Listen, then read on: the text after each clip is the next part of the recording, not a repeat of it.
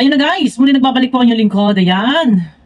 Good morning, good evening, at shoutout po sa lahat ng ating mga minamahal na viewers. Dito guys, meron tayong topic. Ito ha. Ito, yung doon sa live po ni Kalingap Rob kagabi. Ang daming makukulit. Ito guys, makikita nyo. Etong screenshot, no. Ito, ako'y nagtataka lang, no. Bakit? Karamihan, pero parang tingin ko, mas madami po yung nagko-comment ng Danjoy. Halos isinisigaw ng tao bayan, hindi naman lahat. Siyempre, meron ding Dandet, no? Dandet, oh. Pero, parang nakikita ko doon, walang tigil, kako-comment ng Danjoy. Oh, yung si Kalingap Dan daw po, and si Joy Diwata. Ang gusto nila na mag-lalab team. Naka-Diyos ko. Eto yan, marunong pa kayo guys. Yung may gusto, doon sa Danjoy, teka muna, relax lang kayo guys, kalma naman kayo. Kasi yung pagko-comment ninyo, medyo, dito, makikita natin, yung mga nagko-comment ng Danjoy, ay hindi sang-ayon na si Kalingap Dan at saka si Midet. Pero medyo masakit naman sa damdamin po yan. Ni Bidet, kung magko-comment kayo na mas gusto nyo Danjoy, Kalingap Dan, and Joy Diwata. Ay, ang tanong, kayo po ba ay mapapagbigyan ni Kalingap? Kasi nakasalang na po eh. Nandiyan na po si Dandet, si Kalingap Dan, and si Bidet. Eto guys, no, doon sa mga comment na yan, hati, yung iba gusto Dandet, yung iba gusto Danjoy.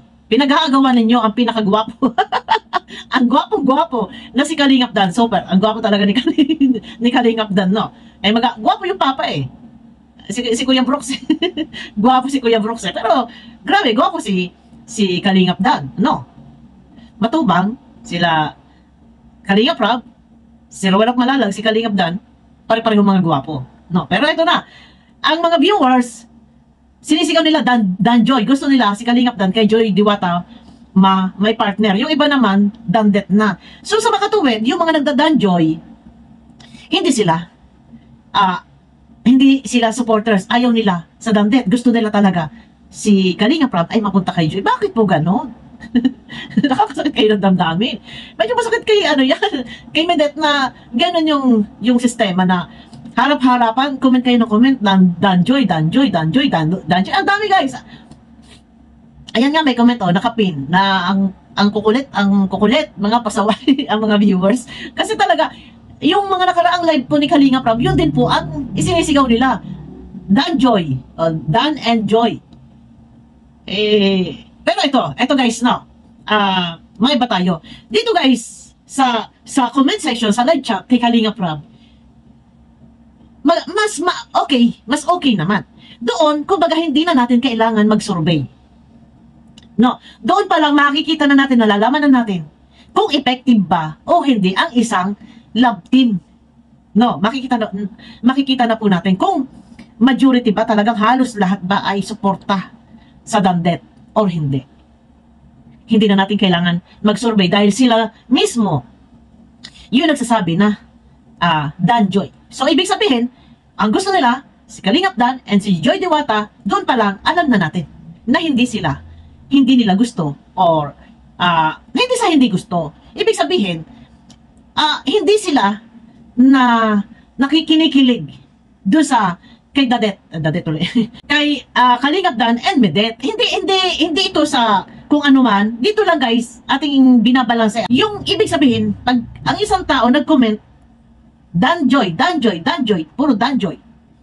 Ibig sabihin yan, hindi niya bet yung isang love team na, Dandet, yung Medet, and Kalingap Dan. Doon, alam na natin kung anong ibig sabihin, ito ay hindi halos sinusuportahan. Majority, karamihan, ay ang gusto nila, si Joy Diwata ang i-love team kay Kalingap Dan. Ayun, no? Doon pala kahit hindi tayo mag-survey, kahit hindi kayo magpa-press 1, sila mismo, ang kukulit po nila, ang gusto nila, si Kalingap Dan, yung poging-pogi si Kalingap Dan ay mapunta doon kay Joy Diwata. Paano naman po si Medet? Eh, nakasalang na po na, andyan na. Paano po ang gagawin? Hindi po ganun kadali na basta na lang iiwan. Di ba? Ang saklap naman po nito kay Medad, kahit pasabihin na wala silang relasyon or good vibes lang naman yun. Ano? For content, hindi, wag content. Good vibes lang. Siyempre, kahit pa paano, yung makabasa siya na puro Danjoy, ang kukulit nakikita nyo dyan sa screen. Ang bilis-bilis, puro Danjoy. Ang dami, puro Danjoy. Siyempre, makikita niya, nababasa niya, doon, marirealize niya na hindi sumusuporta yung iba doon sa Dandet. No? Eh, wala tayo guys magagawa. Kasi, yun yung damdamin nila na hindi sila kinikilig, or hindi nila iba yung chemistry, iba yung pakiramdam nila. Doon pa lang ay sabi ko nga, kahit hindi na mag-survey, wala nang kuskus balungos, wala nang marami pang salita. Once na nag-comment ng Danjoy, alam na kung ano ang ibig sabihin niya. Mas bet nila na si Kalingap Dan, i-love team kay Joy. Pero yun na nga, marunong pa kayo. Marunong pa kayo sa director. Yun. Pero dito, sabi ko nga sa inyo guys, maganda kung mismong hindi nakikita na natin, nagko-comment yung viewers, mga supporters, nakikita na natin kung ano yung gusto nilang mangyari. Hindi na kailangan pang mag-survey. No, alam na natin kung sino yung mas gusto nila. Malaking bagay. Kasi ang pinaka-importante kasi dito guys, yung viewers, sila kasi alam nila nararamdaman nila kung okay yung chemistry, kung may kilig or kung may anuman. Sila hindi sila magsisinungaling. No? And hindi naman din sila nang babas. Basta, isinisigaw lang nila, Danjoy! Yung iba naman, Dandet. Pero karamihan halos purong Danjoy. Pero ito na guys, total nandiyan naman na yan. Nandiyan na si Kalingap Dan and si Medet. Hindi po kasi ganun kadali. Na yung gusto nyo, ay agad ay masusunod po pagbibigyan. Siyempre pasintabi. Pasintabi ba kay Medet? Na nandiyan si Medet na ika nga ay napakasakit naman sa damdamin ni Medet na dahil sa kagustuhan ng karamihan sa mga minamahal na viewers na i-love team si Kalingap Dan kay Joy ay iisa sa isang tabi si Medet. Siyempre, kawawa naman si Medet. Kawawa naman si Medet kung dahil sa kagustuhan ng viewers na magkaroon ng Danjoy. Hindi po kasi ganun kadali yun. Pero yun na nga, sabi ko maganda. Dahil mismo viewers po ang nagsasabi. Pero sa tingin nila, pakiramdam nila na maganda yung chemistry, maganda yung kalalabasan, baka mag-boom, baka magpumatok. Pero kung sa part ko, kung ako tatanungin, guys, kung ako tatanungin, sino ang mas bet ko? Pero ito na guys, ako, support lang ako sa programa ni Kalingap Rab, Kung sino yung pinag-partner. Ito yung partner, lahat support ko, lahat ng Kalingap Angels, and yung mga kalab team nila, lahat support ko yan. Kung ang akin lang, kung sino yung nandyan, suportahan ko na lang. Suportahan ko na lang kasi kung sabihin ko hindi ko type siya para kay ganon, wala naman din po ako magagawa at hindi ko rin po pwede salungatin yung sa programa ni Kalingap Rab. Support lang ako kung ano yung sa ikabubuti sa alam ni Kalingap Rab na yun yung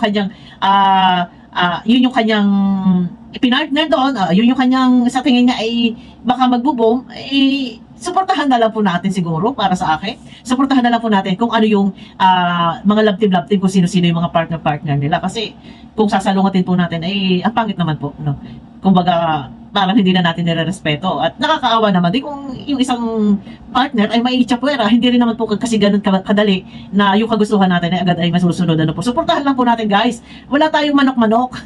ito yung pinakamahirap dito may mga manok-manok pero ayun na nga yung mga viewers po, kanya-kanya sulputan ng comment at sinisigaw talaga nila Danjoy.